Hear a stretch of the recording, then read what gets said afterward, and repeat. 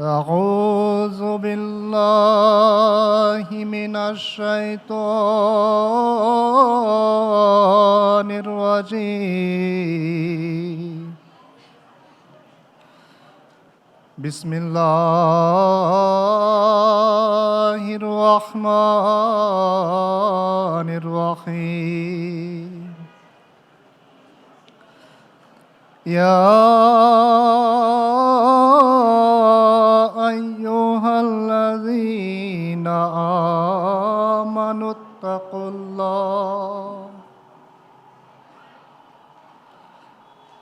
اتقوا الله ولتنظر نفس ما قدمت لغد واتقوا الله إن الله خبير بما تعملون ولا تكونوا كالذين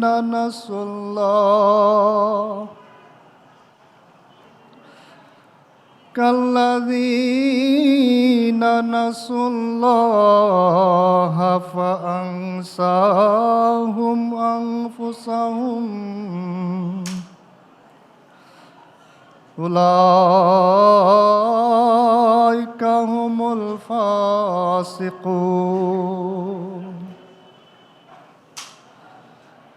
لا يستوي أصحاب النار وأصحاب الجنة أصحاب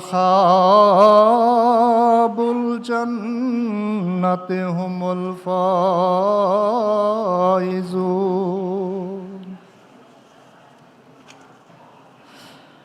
لو أنزلنا هذا القرآن على جبل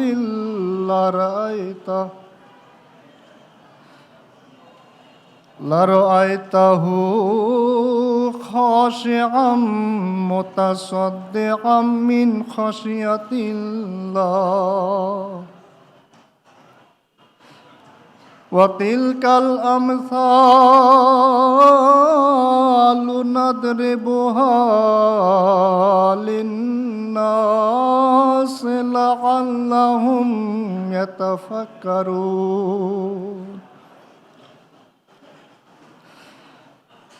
هو الله الذي لا إله إلا هو عالم الغيب والشهادة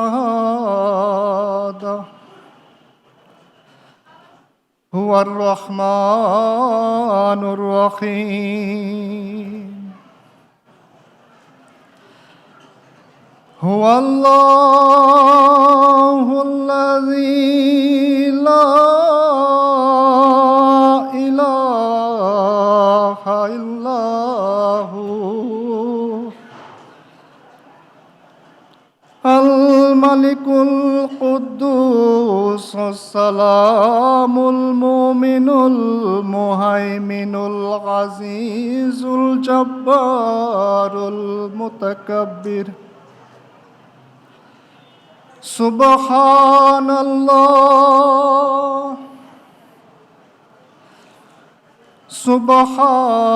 الله عما يشركون هو الله الخالق البارئ المصور له الأسماء الحسنى يسبح له ما في السماوات والأرض وهو العزيز الحكيم। আমি আপনাদের সামনে সূরা আল হাশরের 19 নম্বর আয়াত থেকে 25 নম্বর আয়াত তেলাওয়াত করেছি, যার অনুবাদ: হে যারা ঈমান এনেছো, আল্লাহর তাকওয়া অবলম্বন করো, আর প্রত্যেকেরই লক্ষ্য রাখা উচিত সে আগামীকালের জন্য কি আগাম প্রেরণ করছে। আর আল্লাহর তাকওয়া অবলম্বন করো, তোমরা যা করো সে সম্পর্কে নিশ্চয়ই আল্লাহ সম্যক অবগত। আর তোমরা তাদের মতো হয়েও না যারা আল্লাহকে ভুলে গেছে, ফলে তিনিও তাদের আত্মবিস্মৃত করে দিয়েছেন। এরাই তারা যারা দুষ্কৃতি পরায়ণ। জাহান্নামবাসীরা ও জান্নাতবাসীরা কখনো সমান হতে পারে না, জান্নাতবাসীরাই সফলকাম। আমরা যদি এই কুরআন কোনো পর্বতের উপর অবতীর্ণ করতাম, তাহলে তুমি অবশ্যই একে আল্লাহর ভয়ে বিনীত হয়ে বিদীর্ণ হয়ে যেতে দেখতে। আর এসব উপমা আমরা মানুষের জন্য বর্ণনা করছি যেন তারা পরিধান করে। তিনি সেই মহান আল্লাহ যিনি ছাড়া আর কোনো উপাস্য নাই। তিনি অদৃশ্য ও দৃশ্য সম্পর্কে জ্ঞাত। তিনি শত প্রবৃত্ত দাতা ও বারবার কৃপাকারী।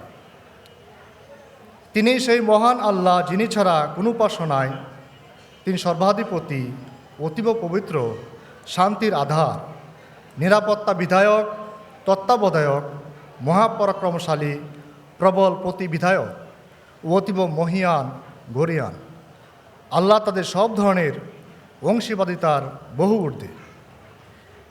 তিনি সেই মহান আল্লাহ যিনি একমাত্র সৃষ্টিকর্তা, আদি সুনিপন স্রষ্টা ও যথাযথ আকৃতিদাতা। সব সুন্দর নাম তারই। আকাশসমূহ ও পৃথিবীতে যা কিছু আছে সব তারই পবিত্রতা ও মহিমা ঘোষণা করছে। আর তিনি মহাপরাক্রমশালী, পরম প্রজ্ঞাময়। আসসালামু আলাইকুম ওয়া রাহমাতুল্লাহি ওয়া বারাকাতুহু।